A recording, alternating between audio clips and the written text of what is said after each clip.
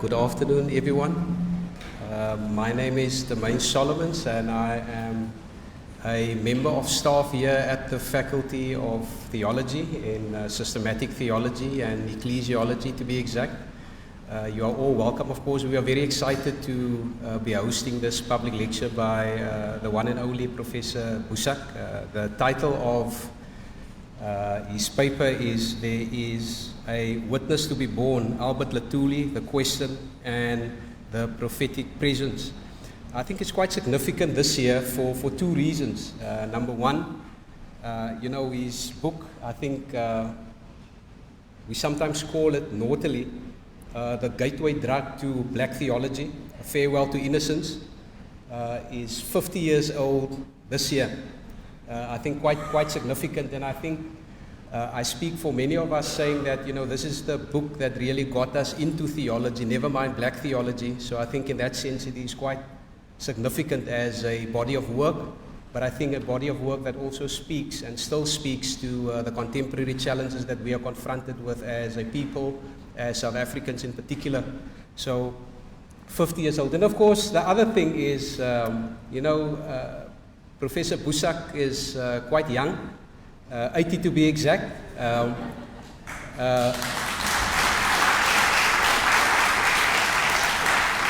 And you've seen all the celebrations, and I guess more celebrations to be taking place throughout the next couple of months and perhaps the rest of the year. So we are, very happy that you are with us, that he's fit. He's got this Benjamin Button energy, is aging in reverse. I told him the other day, he makes us all feel bad, just in terms of our aging. But nevertheless, I think it is a huge privilege to welcome him here.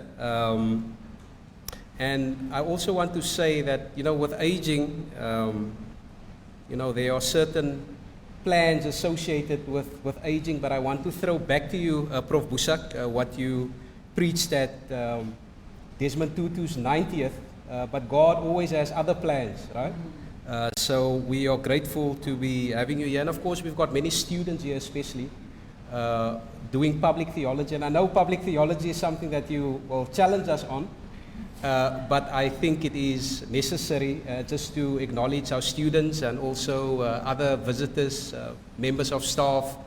You are all very welcome, and we look forward to the lecture. I will now give the floor to our HOD of the Systematic Theology and Ecclesiology Department, Professor Robert Vosloo, to do the formal welcome. Thank you.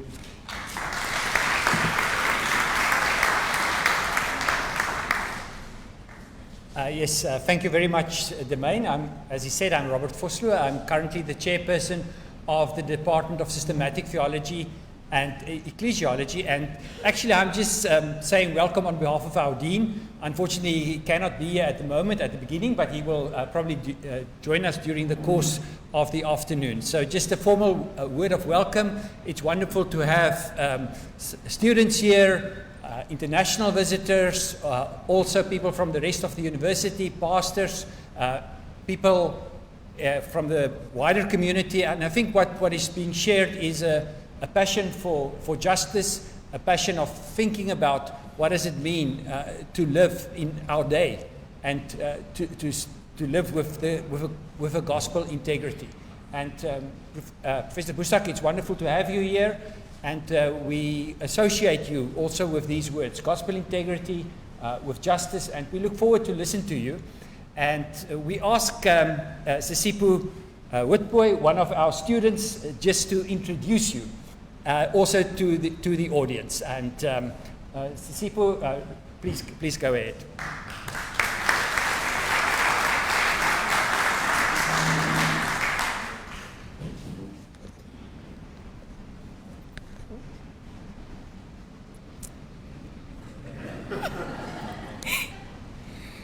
It is a real privilege to welcome Dr. Allan Boesak to the Faculty of Theology. Dr. Boesak is one of the most important theological voices to emerge from South Africa.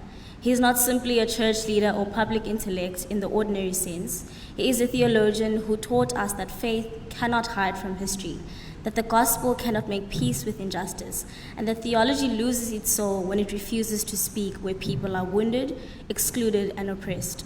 Boesak's work was shaped by what has been called a theology of prophetic resistance, a theology formed by Black consciousness, Black theology, liberation theology, and Reformed tradition, all brought together in a powerful witness against apartheid and in service of justice, dignity, and human flourishing today.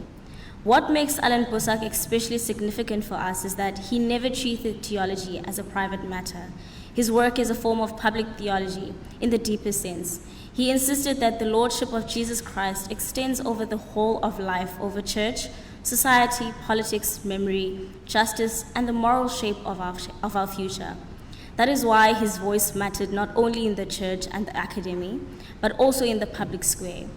He helped shape some of the most decisive theological moments in our history, including the struggles against theological justification of apartheid, the witness that apartheid is heresy, the wider ecumenical movement for justice, and the vision of the church that would find expression in Balha.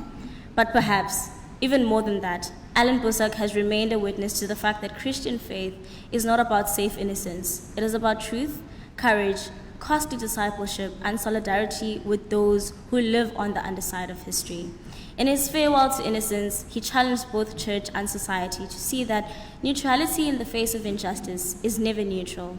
In that sense, his theology remains urgently relevant, not only for understanding apartheid, but for thinking about democracy, race, power, inequality, and moral responsibility in South Africa today. It is therefore an honor to have with us today not only a distinguished public figure, but a theologian of courage, depth, and consequence. Please join me in welcoming Dr. Boesak.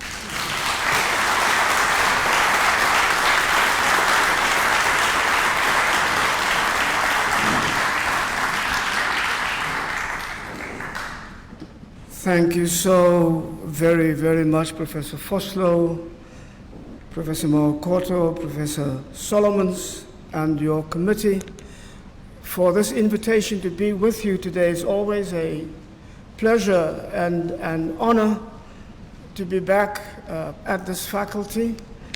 And I'm glad that you have extended the invitation to include my wife, who's with me here this afternoon. So I see so many friendly faces here today, and I thank you all for being here.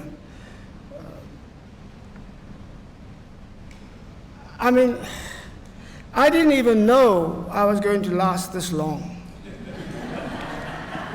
There was reason enough to believe that I would not make it at some point, but God is great, and God is patient also with me for allowing me to live this long. 80, I can't really wrap my mind around what it means to be 80 years old. Perhaps some point in this year I will find out. But it's wonderful. And so thank you for the wonderful words of introduction. As you heard, the title of this talk is There is a Witness to be Born, Albert Luthuli, The Question and the Prophetic Presence. These days it does not really matter where I go. I'm always confronted with the question, looking around you and seeing our situation and the multiple crises that our people are facing. Where is the church? People always ask that question. It's a question that brings to mind, for me, the life and witness of one of South Africa's most authentic, most inspiring prophetic voices, namely that of Albert Mbumbe Luthuli. It is at once a question, an accusation, a protest, a lament, and a cry for hope. And it is all legitimate. It is an accusation and it is justified. The church that should know the way, the truth, and the light no longer walks the way of justice, speaks truth to power, nor brings light into our darkness. It is a protest against the silence and indifference of a church called to stand where God stands, namely with the poor, the destitute, the wronged, the powerless, and the brokenhearted, against the powerful, the deceitful, and the heartless. It is a protest against the church that has betrayed God and the gospel and the people. It is a lament because it is a cry from the heart of God's suffering, oppressed, and neglected children here in South Africa.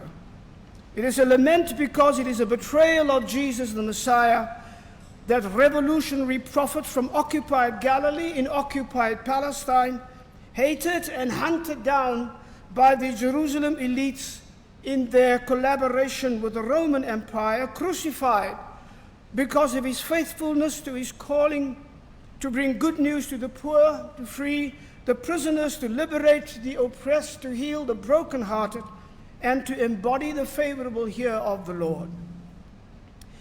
It is a cry of hope that the church will once again become a church discerning the signs of the times, faithful in God's kairotic moment, becoming the prophetic presence Albert Luthuli had been and was longing for.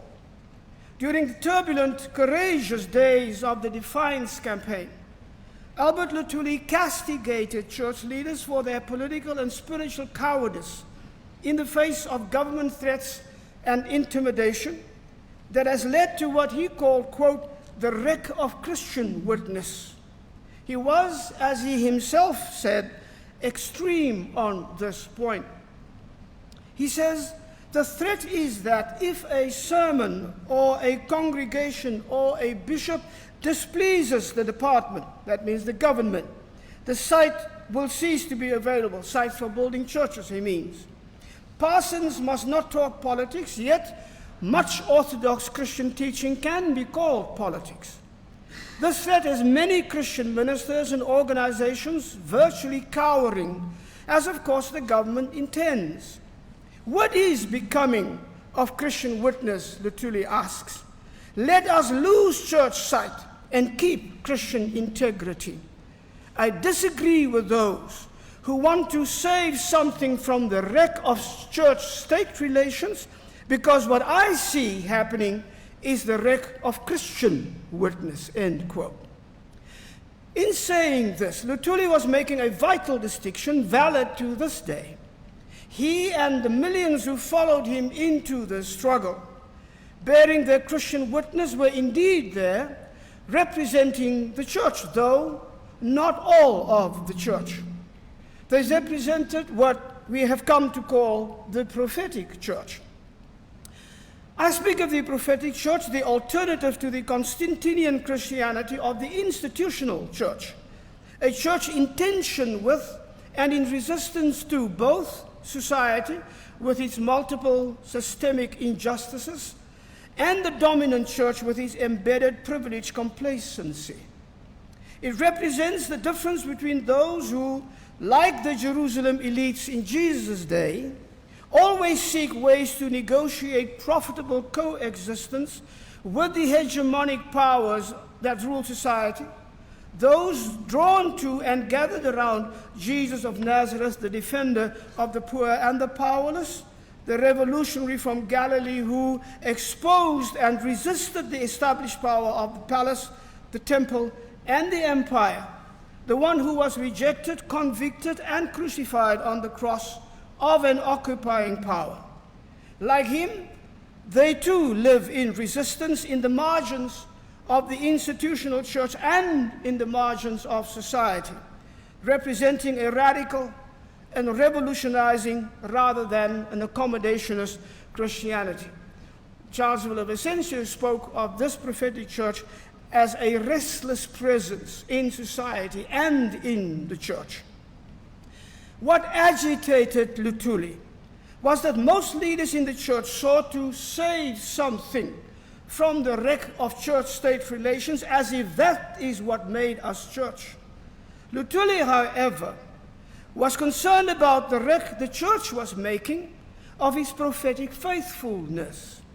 The ordained leadership and trained theologians think pragmatically, while Albert Luthuli, the lay preacher, activist, and people's leader, thinks theologically and prophetically.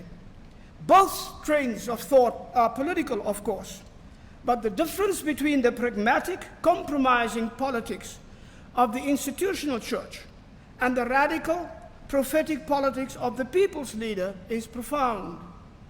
And it is his prophetic insight that shames, challenges, and ultimately saves the church. He is the faithful one, the restless presence consistent with his commitment from the beginning, calling for a spirit of defiance.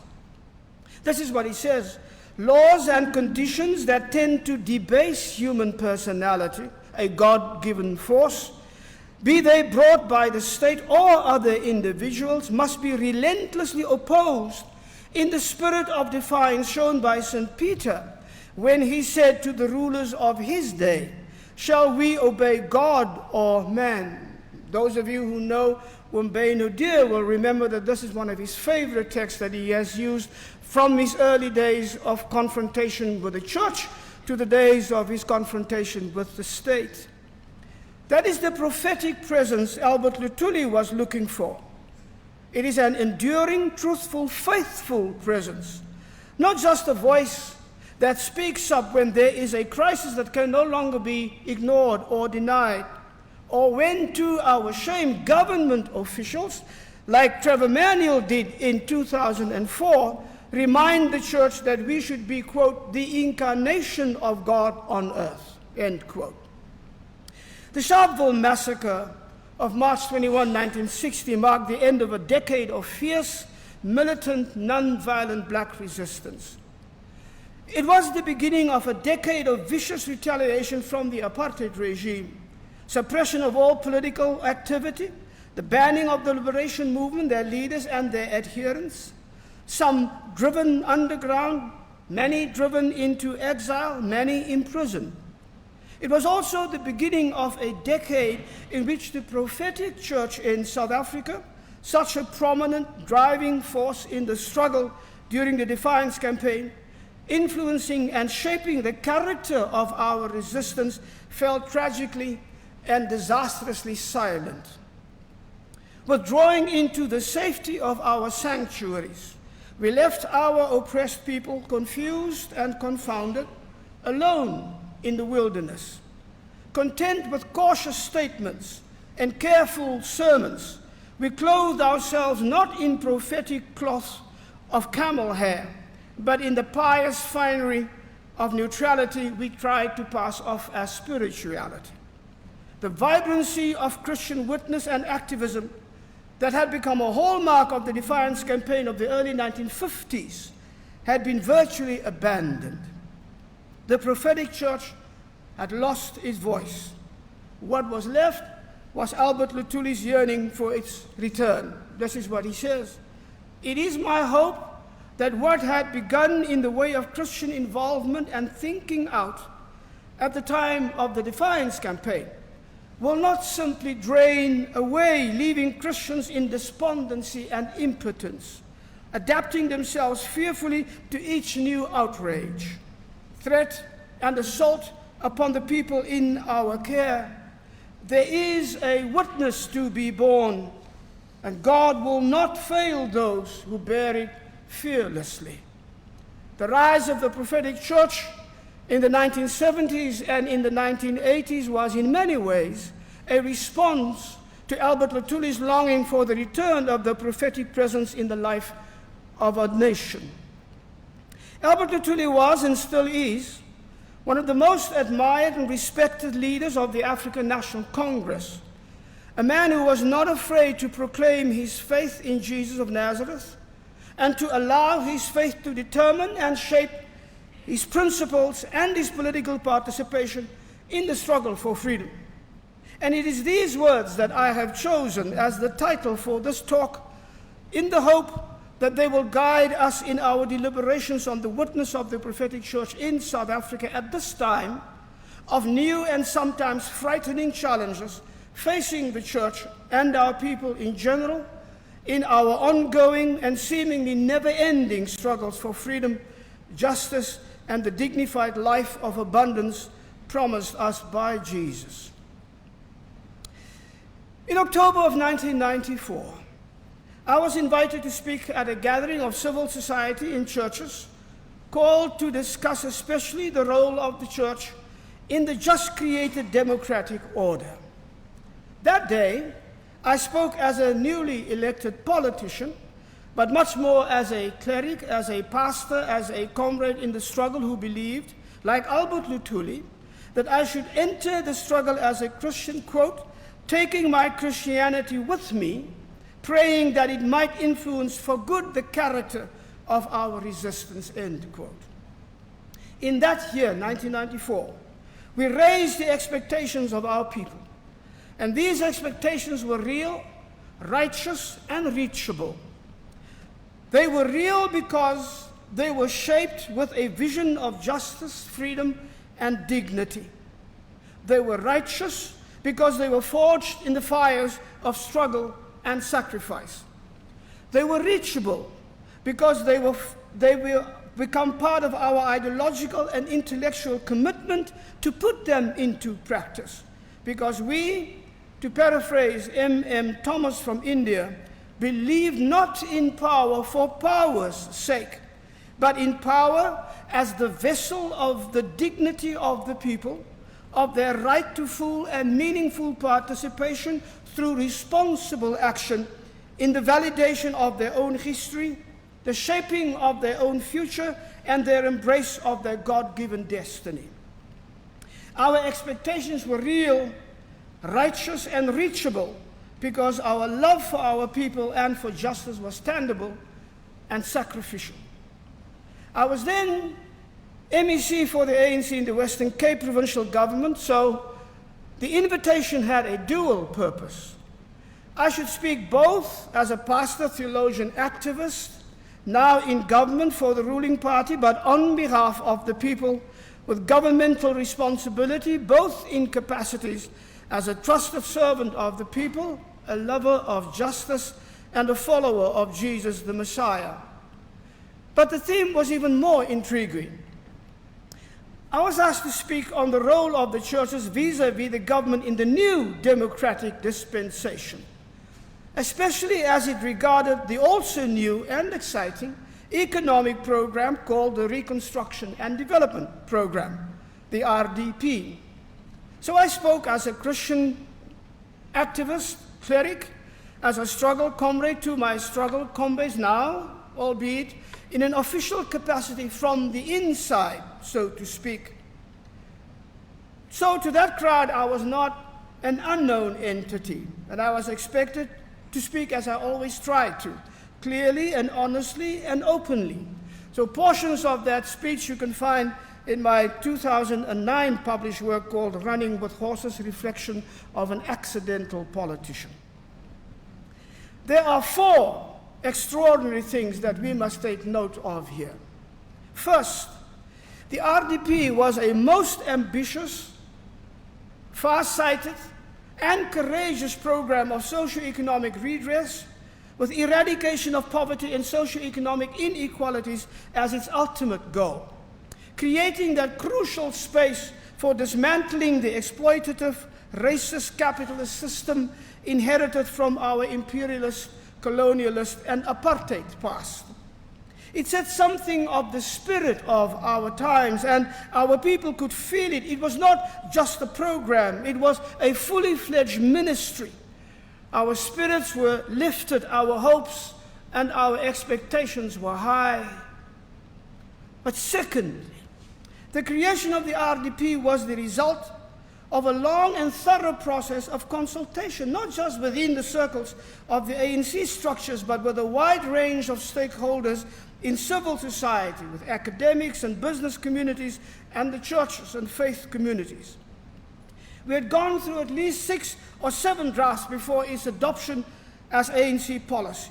In a real sense, then, the RDP reflected not only ANC thinking, but the thinking of all those who cared enough to engage the ANC in conversation to make their contributions. There was not always agreement, but the end product reflected the participation of a very broad section of our society and who were seriously engaged with the future of our country. We were alive with expectation. There was a vibrant, exhilarated sense of hopefulness, in the air. Third, the conference took place, that October conference, before the ANC was instructed by the white capitalist forces that control that organization and our country to this very day, that the RDP was not wanted. It did not reflect the new commitments to new liberal capitalism, which were the outcome of those secret talks between the white capitalist apartheid class and the aspiring ANC political elite that happened between 1985 and 1989. There was in reality no place for an RDP aimed at eradication of poverty, a more just, inclusive society and economy within a new liberal capitalist system. Consequently, President Mandela then announced that the RDP ministry and the program were to be scrapped. Fourth, though, that was the very last time the ANC would be so humble as to consult the people so widely and so honestly on issues shaping the future of our country. From that point on, we would all be outmaneuvered by Madiba magic, by Thabo Mbeki quoting scripture, while telling the churches that our job is not engagement, but uncritical support for government in their pursuit for the national agenda. By Jacob Zuma's ordination as a pastor, and now by Cyril Ramaphosa's remaking of Tuma Mina from a Christian and struggle song into the triumphalist chant of the capitalist faction of the ANC subservient to white control and new capitalist Baskap. So allow me to give you a glimpse of what I said that day in October of 1994, as we together contemplated our role in this process of transformation. And judge for yourself how much of that is still relevant today, more than 30 years later. The nation is in need, I said then, not merely of philosophical reflection as to where we are going, not only of political clarity in terms of our future. I believe firmly that South Africa as a nation in need of spiritual direction, the same kind of spiritual and theological direction that has inspired the church over the many decades past in the struggle against apartheid, against racism and the dehumanization of our people. And that is the kind of theological clarity we need now as we begin the task of rebuilding our nation.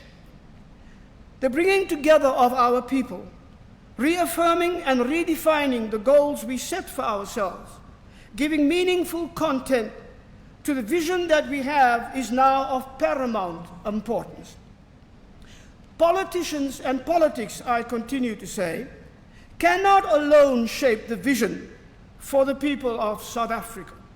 We need the creative input of the church, very clearly based on our understanding of the gospel and its demands for the times in which we now live.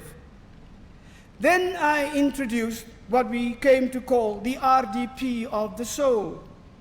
So thinking of centuries of colonial rule, of colonized minds, of colonized religion, and the manner in which these have shaped and captured our ways of thinking, ways of reasoning, ways of understanding, and ways of life, I said this: may I also suggest that the RDP is not just about material things, the houses to be built, electricity delivered to homes, the many clinics and schools needed, raising the levels of literacy and skills. All those things are important, but they are really only one side of the coin of the RDP. The other side says that the RDP has to do with the reconstruction of minds, the changing of hearts and attitudes. That is what we today call decolonization or decoloniality. In short, I continue to say, it has to do with conversion, with an RDP of the soul, so to speak. I consider that to be crucial, for without the deconstruction of the mind and the reconstruction of the soul, quote, we will not find the peace we are looking for in our process of reconciliation and a lot else besides. Now, I am aware that the ANC later used the term RDP of the soul to exclude the church from participating in public political debate, restricting the church's role to the spiritual realm. Now, politicians have tried to do that forever, of course, whenever the church asserted its prophetic presence, joined the people in their struggles, fighting injustice, exposing politics for what it was instead of what politicians pretended that it was. This became quite clear quite early, when during Mr. Mandela's tenure, the church raised a critical voice about the wasteful, unnecessary arms deal, reeking of corruption and skullduggery, and not at all in the people's interest. The president's rebuke of Archbishop Ndungane was swift and public and sharp. So no, the ANC's enforced, politicized, unbiblical spirituality is not what we were talking about. Then turning to the church, I pleaded for the continuation of the reconstruction of our spirituality, away from the old pietistic spirituality white Christianity, like the ANC's RDP of the soul was imposing upon us, that otherworldly spirituality covering up their this worldly agenda. I was talking about the spirituality of struggle, combined with decolonizing theological reflection and praxis that would, quote, enable us to do the necessary political, economic, and developmental work that would help us do the right thing in terms of our contribution that the churches are called to make. I then spoke of my disappointment at the absence of a clear prophetic voice, presence of the church in this process of transformation after the decades of struggle culminating in the leadership the church has been able to give since the 1970s and 80s. I suggested that, quote, since the struggle has taken on a new dimension, we have failed to understand both the nature of the struggle now and the dimensions it has taken on. There is a vacuum there, I said, and my fear is that that vacuum will be filled by those with a theological and a political agenda that is in principle fundamentally different from what the nation really is in need of now. I warned that the silence of the church, even that early, meant, quote, that the church was so relieved at the political settlement we have reached that the urge to continue to be prophetic disappeared completely. 10 years later, in the tenderness of conscience, I would return to the subject in a full chapter, and I would discuss at least 7 reasons for this tragic turn of events. But in that 1994 moment, however, I could only express my personal concern. Quote, I speak as someone with political responsibility and a deep desire for the kind of spiritual nourishment and guidance I hope some in the church will continue to give. Without that spiritual nourishment, all politics, all economic reconstruction, all developmental work in South Africa will only be piecemeal. Little bit by little bit, maybe, but it will not reach nor fulfill the goals we have set for ourselves as a nation, end quote. I also raised my voice in warning that already we were normalizing the language of a false reconciliation, reminding the church that it was apartheid that we had declared a sin and a heresy. But by 1994, even just by talking about apartheid and its ongoing devastations had become the sin and the heresy. I warned about the dangers of lingering racism, stoked up racial fears, stubborn racial prejudices in South Africa. I warned about reconciliation becoming, quote, a cheap, easy buzzword, hijacked from the life and language of the church by the politicians, journalists, and analysts who really did not know what they were talking about.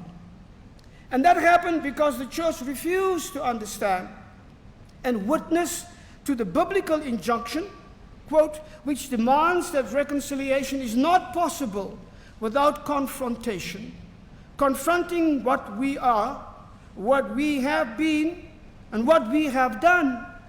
We never insisted that reconciliation is not possible while one wants to cover up the sins of the past, compounded by the sins of the present, painting over the cracks. We did not want to recognize that reconciliation is not possible without restitution, and so we conveniently skipped, jumping to Paul over the story of Zacchaeus, because we could not talk about giving back fourfold what I have stolen from others. I said then, quote, that we will discover that there will be a price to pay for watering down the evangelical injunction in a political situation like ours. And the church must not allow politicians, whoever they may be, to dictate to the church the meaning of reconciliation, end quote. I warned about the dangers of tribalism, ethnic passions, and ethnic mobilization becoming the basis of political bargaining that will hold serious implications for the church and for our politics, leading us to an apartheid-like re-balkanization of the country, leading us also to Gayton Mackenzie and his vile brand of colored nationalism. I asked the question that the ANC has always refused to acknowledge as it formed its own question, and insisted that that be regarded as the national question. I mean this question: what have we fought and died for? What are we? And what kind of nation, what kind of people do we want to be? I knew that these were hard questions, that politics would not be comfortable with us raising this question. But I insisted, quote, the duty of the church is to say what politicians are afraid to say. It is to see what politicians will not and cannot afford to see, to bring to the fore what politicians regard as too sensitive to put on the agenda. But that is our responsibility. For what is at stake here is not only shelter for our people, but shelter for God amongst our people, God pitching God's tent in our midst. What is at stake here is not only pure drinking water, but in a very real sense, the water of life. What is at stake here is not simply prosperity for our people, but the essential character of our nation. These, my brothers and sisters, I submit, are the daunting questions still faced by church and politics more than 30 years later. That day, I spoke as a theologian, as a preacher activist inspired by the radical Reform tradition and the theology of the radical Calvin, leaning on decades of participation in our struggle for freedom, still feeling the heartbeat of the United Democratic Front. I could speak that way because of the stand the church had already taken in the struggle, as one whose heart had been captured by the love of justice and the outrage at injustice. I spoke as one who had experienced how our sacred documents, the Abret Charter of 1981, the Belhar Confession of 1982, the Kairos document of 1985, the call to prayer for the fall of the apartheid regime of 1985. Those documents were first written in selfless commitment, in sacrificial love, and in precious, youthful blood on the streets of our nation and protest before they became words on paper. I do not have time to reflect on the Abretsa Charter that rescued the Reform tradition from the grave of white supremacy and declared apartheid a sin, a heresy, and a blasphemy. Nor can I speak of the Kairos document with its invaluable and still powerfully relevant distinction between state theology, church theology, and prophetic theology, or on the theological rationale behind our call for a day of prayer for the downfall of the apartheid regime. But allow me a moment to reflect on the Belhar Confession in its 40th year this year, and its eternally powerful and inspirational relevance for the church today. We believe, Belhar says, that God has revealed God's self as the one who wishes to bring about justice and true peace on earth, and that in a world full of injustice and enmity, God is in a special way the God of the destitute, the poor, and the wronged, and that God calls the church to follow God in this, that God brings justice to the oppressed and gives bread to the hungry, that God frees the prisoners and restores sight to the blind, that God supports the downtrodden, protects the strangers, helps orphans and widows, and blocks the path of the ungodly. And that for God, pure and undefiled religion is to visit the orphans and the widows in their suffering, that God wishes to teach the people of God to do what is good and seek the right, that the church must therefore stand by people in any form of suffering and need, that the church must witness against and strive against any form of injustice, so that justice may roll down like waters and righteousness like an ever-flowing stream.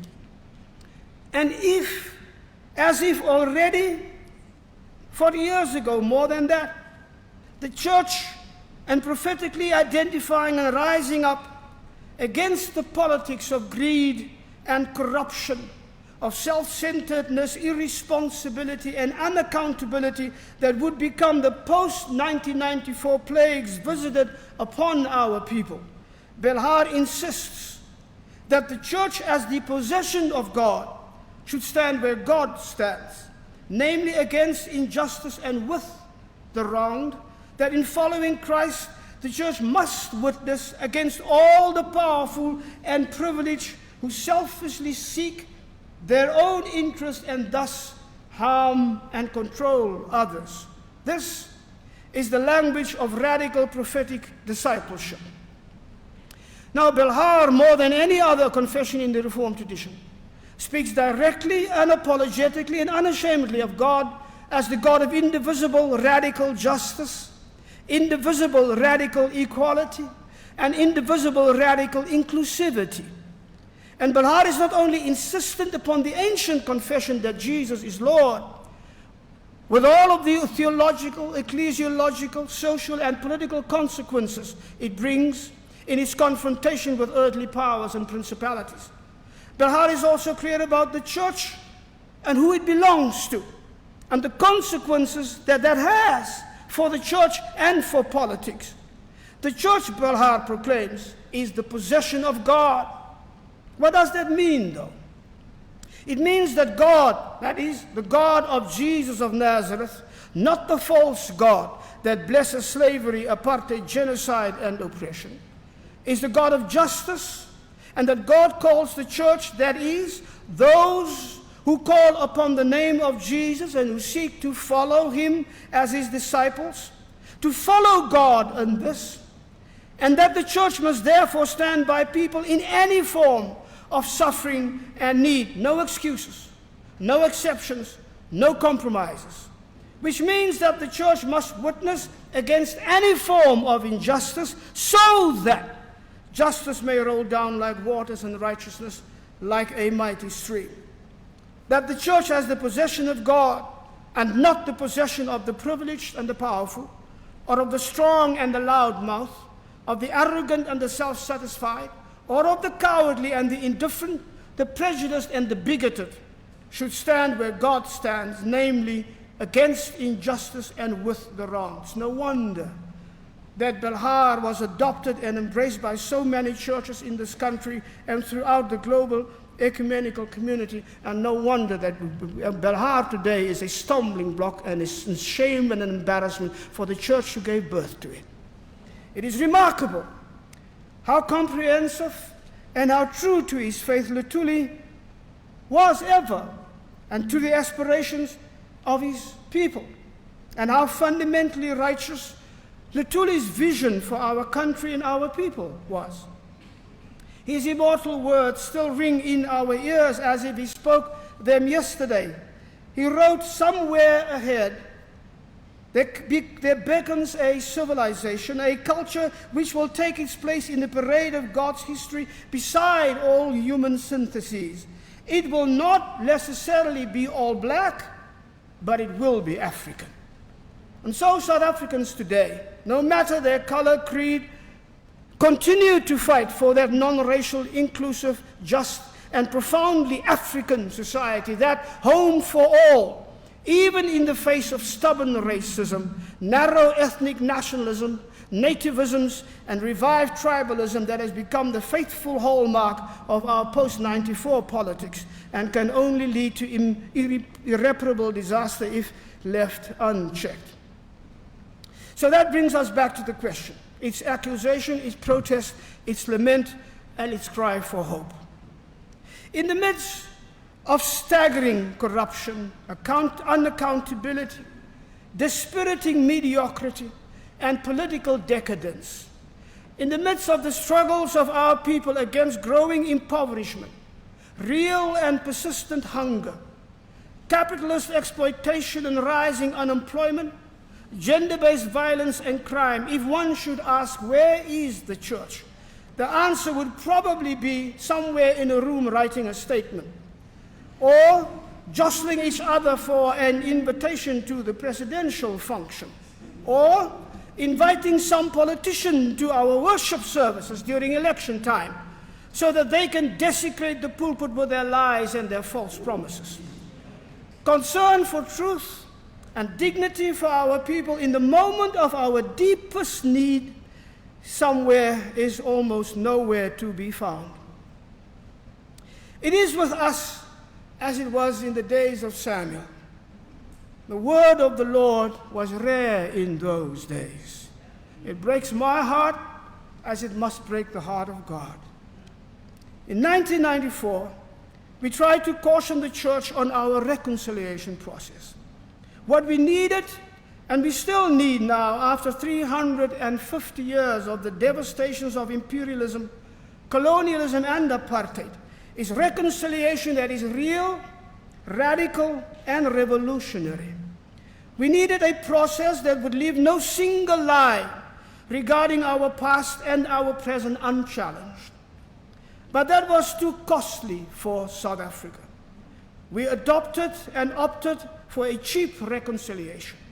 We rushed to forgiveness, but we skipped the foundational elements of true, sustainable, and durable reconciliation which produce justice, namely remorse, repentance, repair, reparation, and restoration, and that is why wholeness is totally escaping our people. Because we did not seek reconciliation as distributive justice, the restoration of the land, of history, and of the dignity of our people, reparations for what was stolen from us.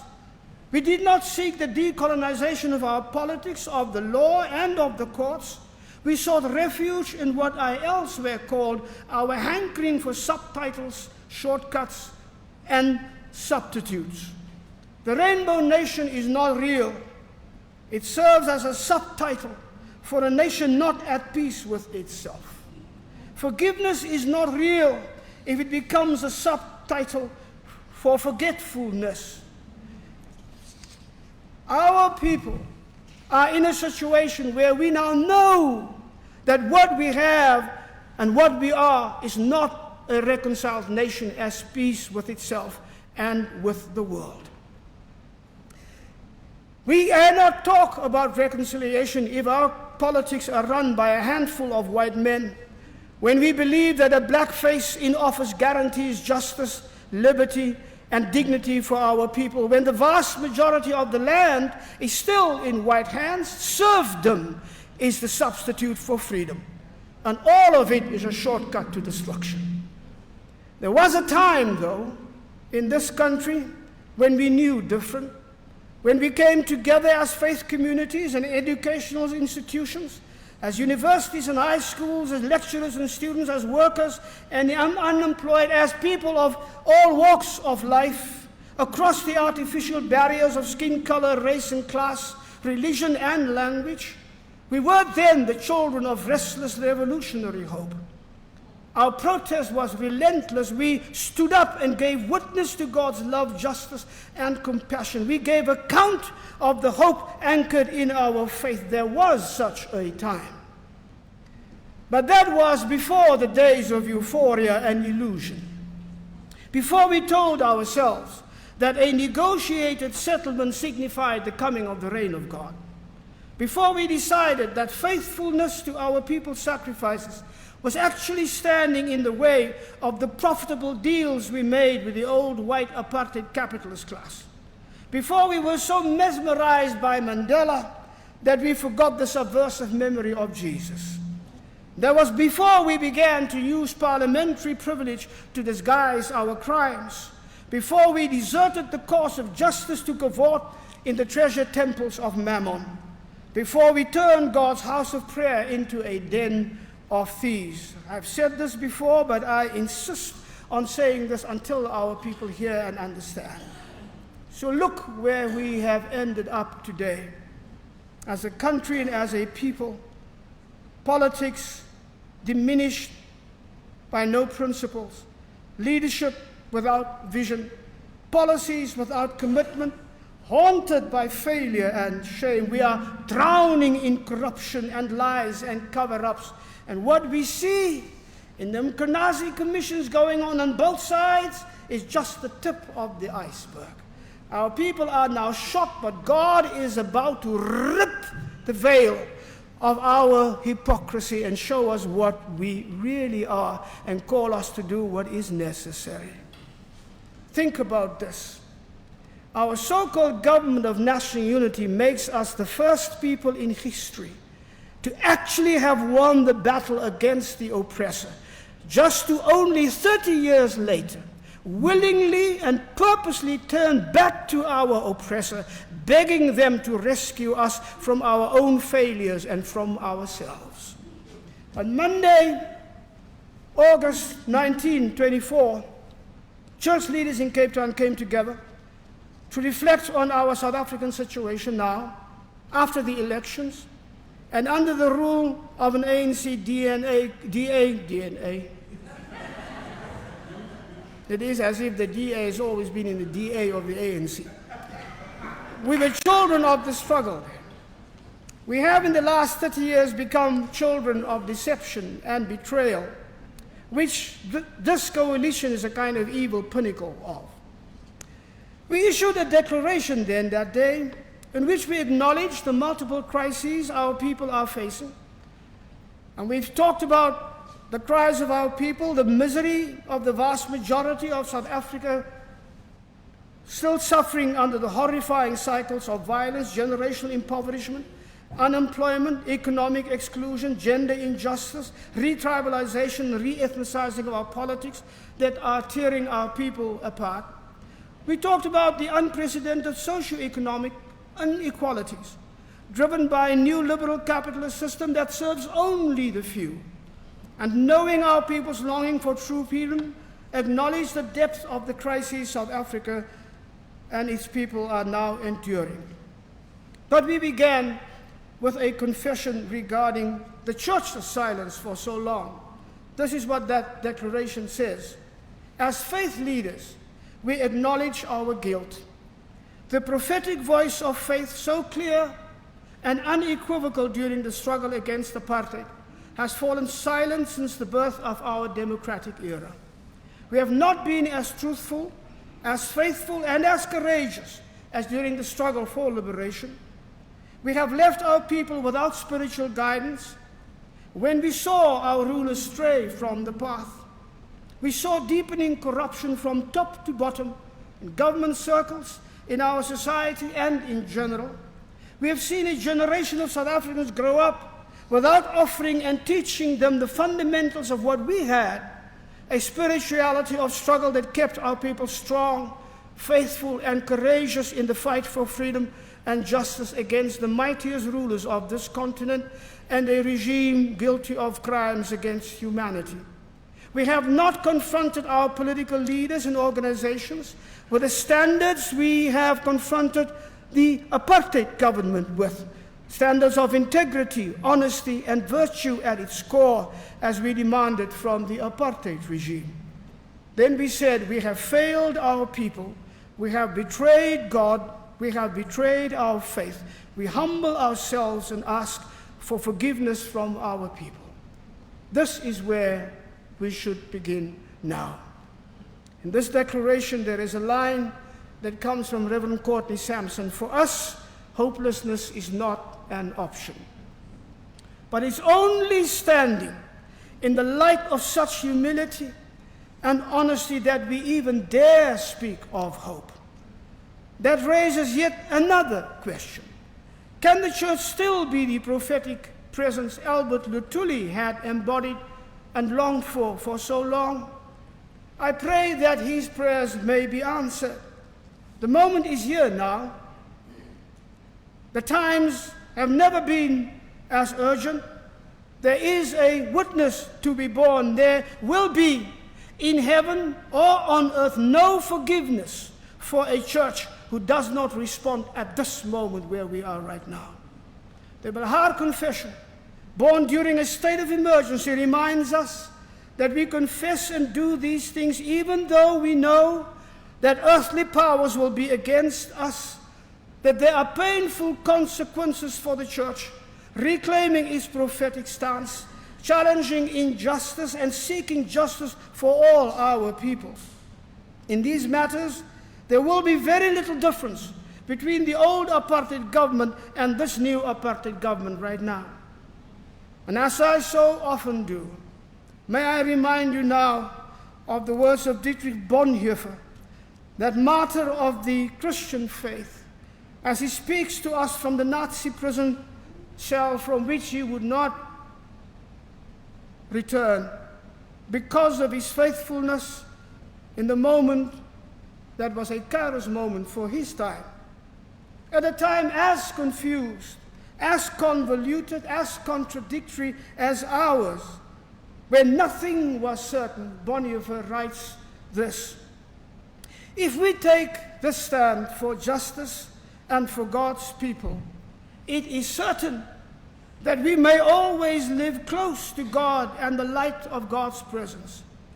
It is certain that nothing is then impossible for us, because all things are possible with God. It is certain that no earthly power can touch us without God's will, and that danger and distress will only drive us closer to God. It is certain that we can claim nothing for ourselves, and yet we may pray for everything. It is certain that our joy is hidden in suffering, and our life is in death. It is certain that in this we are in a fellowship that sustains us. In Jesus, God has said yes and amen to it all. And that yes and that amen is the firm ground on which we stand. I thank you. God bless you.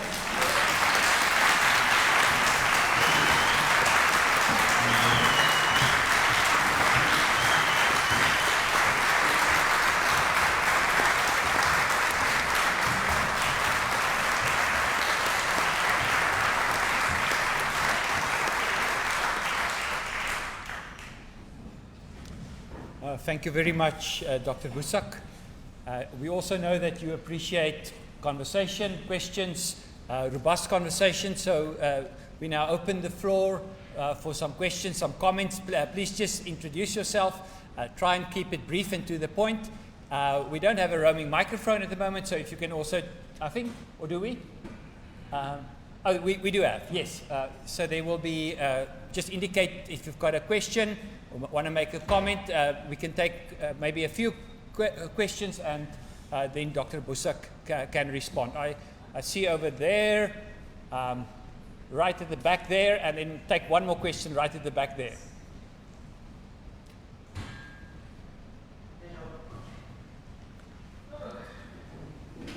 Thank you so much, Doc. And you said, I'm going to quote. Okay. I want to make sure that I'm heard. All right. So you said there was a time in this country where people were not identified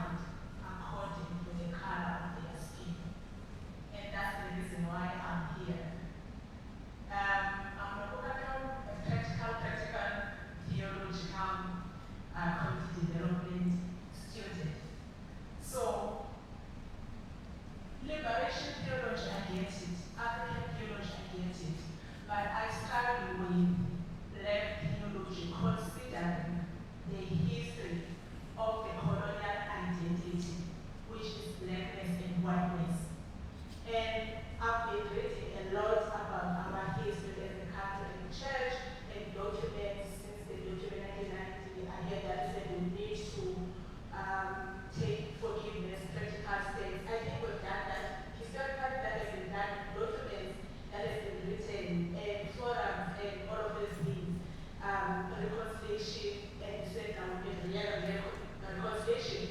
But then I'm troubled by this identity because it seems as if we are decolonizing everything except this colonial identity.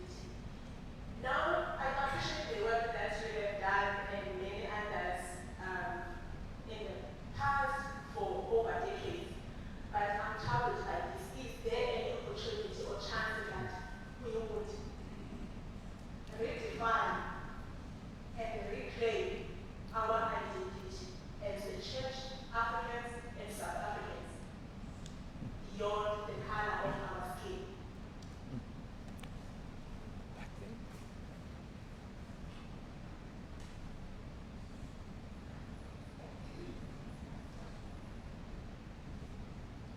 Yes, groeten Dr. Allan Boesak. Ik wil die theologies hier, die professors. Groeten aan my pa wat hy sê en lang gesê het, was so excited vir die sê na my hero toe wat ons aan die tyd aan YouTube video's na gekyk het. Hy kon nie aftree die derde, maar hy is getting things. Like you, I came from a religious home and later we became very politically conscious. As an undergrad at UWC, I studied you, I listened to your teachings and listened to your videos. Your contribution to UWC's discourse are uploadable. And I stand for the name change from UWC to Dr. Allan Boesak University. One question, Dr. Allan Boesak. There's always been this fight to be a pastor and also a politician. From you to be Dr. Allan Boesak, I want to know what is the right discourse and with the, I want to say, with the emergence of the PA politics that promote religion, pastors, and so on and so forth. Do we think that South Africa's future politically is going to be Christianized? Thank you so much. Right at the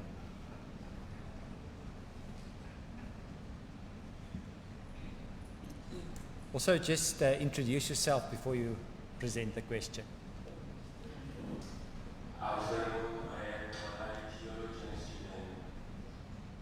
Last year I used to argue with Prof. Solomon on this module, questioning about the relevance of public theology in our present context.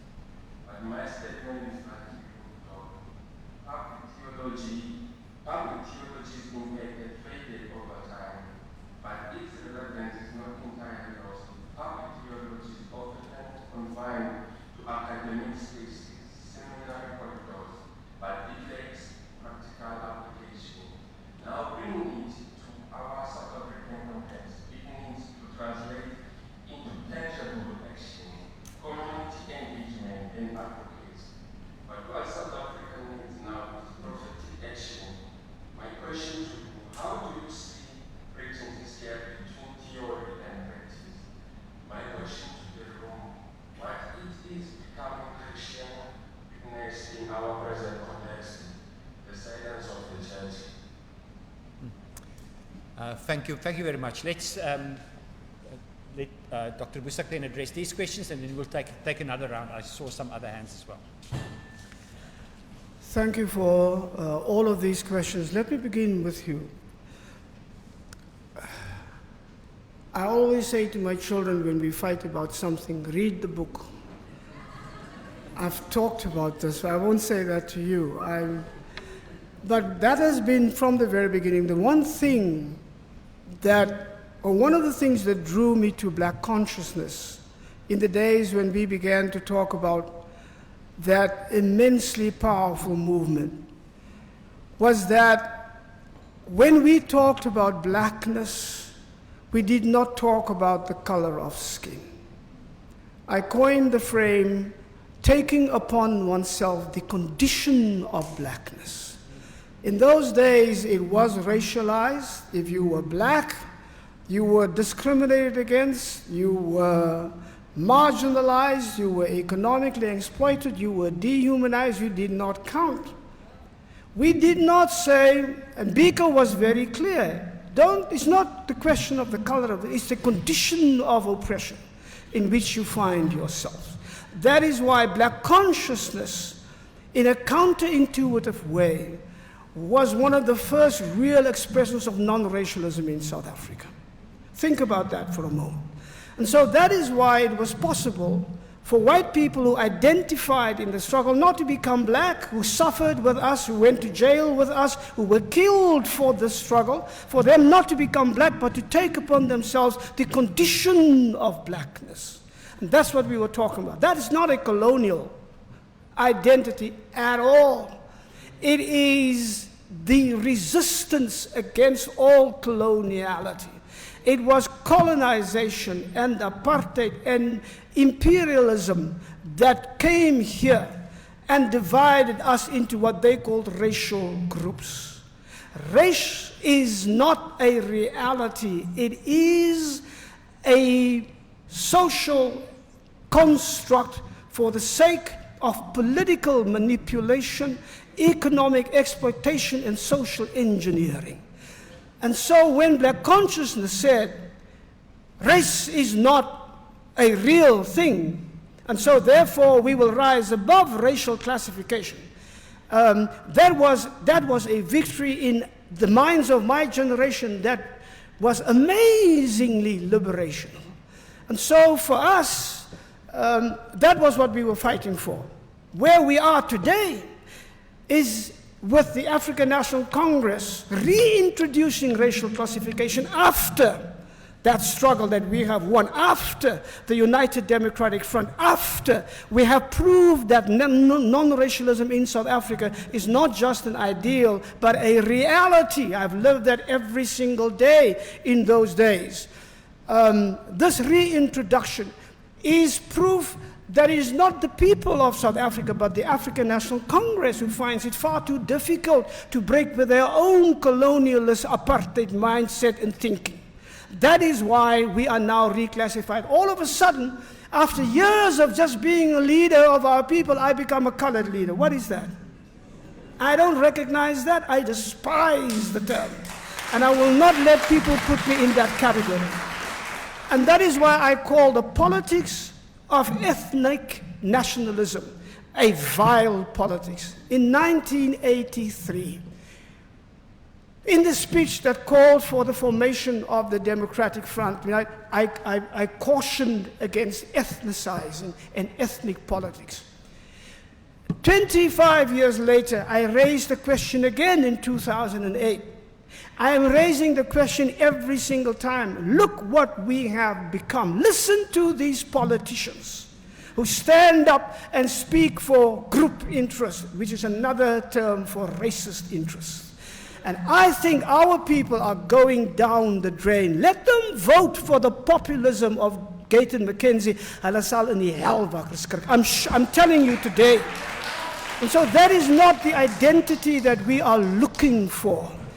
The identity, Desmond Tutu said then, in a speech in 1985 or 6, I think, 1982, he said what the churches are doing against this, the policies of the apartheid government was to show to South Africa what the country could be like. That's what the UDF was. We showed the country what it could be like.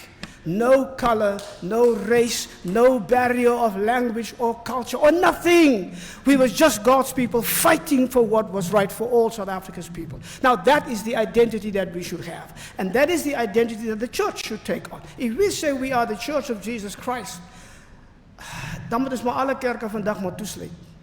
Really, what are we doing here? And so that remains for me the reality. And so the identity that we are looking for is a different kind of reality. But it is the most potent thing against what is happening to us now to a government that reclassified us in cultural and in language and in racial groups. To stand up now for a different South African identity is one of the greatest things that we can do. And that's why we should fight them. We should fight them, and we should fight them until they fall.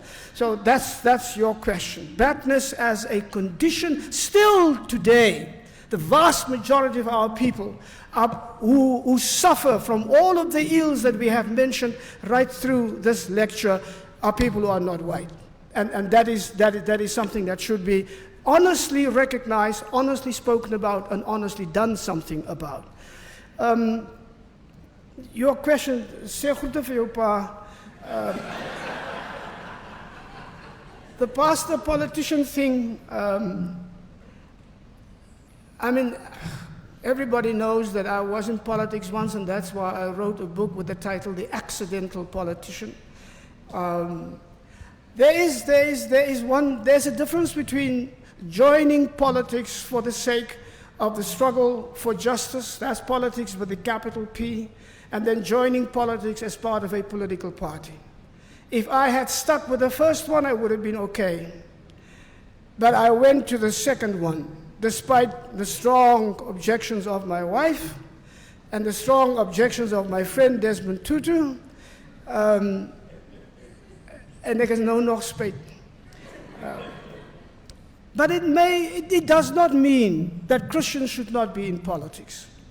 It does not mean that Christians who have a clear understanding that bringing Christianity into a political struggle and political reality, I mean, there is something to be said for the fact that if you are in politics, say for instance you sit in parliament, you actually have the power not just to speak about an injustice, you can do something about it.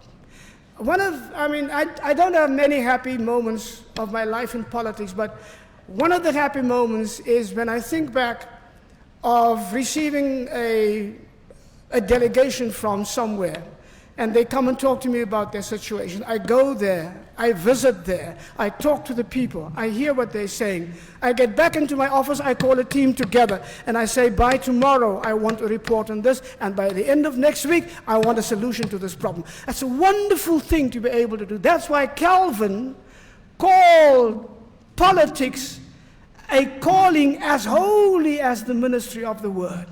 As a preacher, I can preach from the pulpit of what should be done. As a politician, I can actually do it.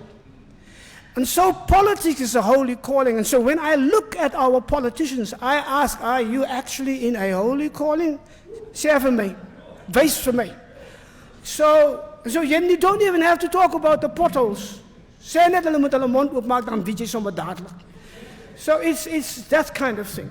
I am deathly afraid of this thing that people talk about, Christianizing South Africa, or that people say in their churches, we must take South Africa back to Jesus. Wanneer was ons by Jesus in die verlede? No, really, they talk as if in apartheid we were actually with Jesus. And now, we are no longer with Jesus. I mean, you have to be blind to actually not see what that means when you say that. That comes from the kind of theology that has captured the mind of too many of us in the churches today. That kind of imperialistic, neo-colonialist, patriarchal, anti-woman, anti-liberationist theology that calls itself dominion theology. The argument is, if a country like South Africa, with its more than 80% Christians, is a country where Christians, then the Christians must rule. Nobody else must be in government. Geen Muslim, geen Hindu, geen niemand, net ons. And the Bible must be your constitution. Now, sommige jy nou vra, wat 'n deel van die Bybel wil jy vir die constitution hê? So I once asked in a conversation actually about LGBTQI, I had about 300 charismatic pastors that were fighting with me on that issue. So we talked about Leviticus, I mean, it's the old thing. And before I go into the mixing of the cloth and Jiminy die, you don't die, because was it almal krief, and Hulle wil nie hulle krief opgee nie, but that's not the point. I asked them, how many of you are married? How many of you have children? How many of you have sons? How many of you have sons you have never done something wrong? Nobody. Have your son done something wrong? Yeah. Something very, very bad? Yes. So have you taken your son to the elders? No. And if you did, and he did not listen, did you then take him out to the people? No. And then, if he did not listen, did you take him out in the street and did you stone him to death? Ja, maar daai moet ons nie eens so verstaan nie. Now, how can you, in verse 12, say, I want that this is what you must do, because he speaks of LGBTQ, they say. But in verse 13, you say, tell him any. You can't argue like that. But that's what they do. And so it's for me, talking about Christianizing. Ek is so bang vir die Christene in hierdie land, dat as ons alleen in die government moet wees, sal dit nie beter wees as wat ons nou is. So for me, let's not talk about Christianizing this country. Let's just talk about Christians who live in such a way that everybody else will say, yo, wat kan ek doen om soos daai een te wees? That's what we should do. If we bring our Christian principles of justice and dignity and compassion to our politics, then this country will be a different country. Not when Christians are in power. Because daar is die top Christian nou en hy sing toe maar mine van vanmôre tot vanaand en kyk waar sit ons. So, the last question, public theology. I have a thing, of course, with public theology. I have had for a long time. Professor Solomons knows that. I think that public theology was actually a kind of an effort to put liberation theology on the sidelines. My first question to public theology always was, which public are you talking about? And the public is not the people, because it is very much an academic thing. But it is also a conversation with those in power, but not at the same level and with the same intensity with those not in power. As one of the blessings of black theology, that it was not born within the circles of academia. It came out of the struggles of ordinary people with what the Bible is saying about them. How can the God of apartheid be the God that I pray to? Whose Jesus are you talking about? When you say Jesus, is that the Jesus who blesses apartheid, who blesses, I said it, slavery and all of that? And so those are questions that I do not think public theology asks to that same measure. And so that's why public theology is okay, so please go ahead and do it. But know that until public theology drives you into the streets of protest, to worship God in the streets of confrontation as much as you worship God in the sanctuary, then it's not a theology that answers to its purpose.